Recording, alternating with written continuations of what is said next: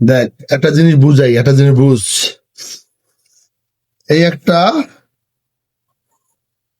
এটা কি, এটা একটা বড় গাছ, হুম তার পাশে এই একটা ছোট গাছ। হুম। কি,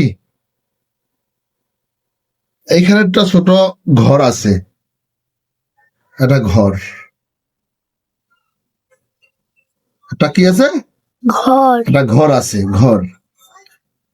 এখন যদি বাতাস আসে, বাতাস যদি আসে, ঝড় যদি আসে, তাহলে উত্তর দিবি, দুই বোনে উত্তর দিবি, হুম। কোনটার মধ্যে ঝড়ের বাতাস বেশি লাগবো? বড় গাছ। বড় গাছে সবসময় ঝড়ের বাতাস কি বেশি লাভ। বেশি লাগবো।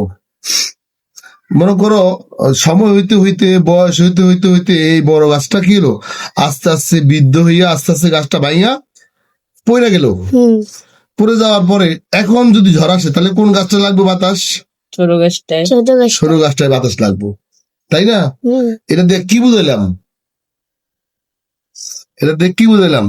বুঝাইলাম যখন বড় গাছটা থাকে তখন বড় গাছে ঝড় থাকে বেশি।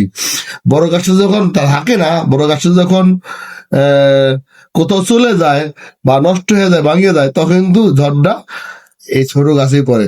এটা বুঝলাম কেন? আমি আর তোমার মা, আমরা তো যেমন বললাম এই ঘরটা, আর তোমরা ছোট বোন, এই তোমার বড় বোন। বড় বোনের বিয়ে হোক বা চলে যাক বা যা হোক, হয়ে যাওয়ার পরে আমাদের যে ভরণ পোষণ, আমাদের যে কাজ কর্ম, আমাদের যে অসুখ বিসুখ হবে, ওষুধ বিসুধ লাগবো, ঘরের কাজ করা লাগবো, ওষুধ মানে তারপরে ঘরের বিভিন্ন রান্না বান্না, তখন কি করব? এই ছোট গাছটাই করবো, তার মানে ছোট বোনে করবো। বড় বোন চলে গেলে ছোট বোন করবো। বড় বোন যখন থাকবে, বড় বোনের উপরে দায়িত্ব বেশি করবো, বড় ভাইয়ের উপরে দায়িত্ব বেশি করবো। এই কথাটা দিয়া, এই ভিডিওটা দিয়া আমি এইটাই বুঝেছি, দুই বোনে মিলা ঝরগা করবা না, বড় বোন বেশি করবো, ছোট বোন কম করবো। যখন বড় বোন থাকবো না, ছোট বোনের কিন্তু বাপ মার ভরণ পোষণ, বাপ মার দেখা দেখি, বাপ মার ওষুধ বিশুধ, ঘরের বিভিন্ন কাজ ছোট বোনের তখন একা করতে হবে। এটার জন্য আমি ভিডিওটা করলাম।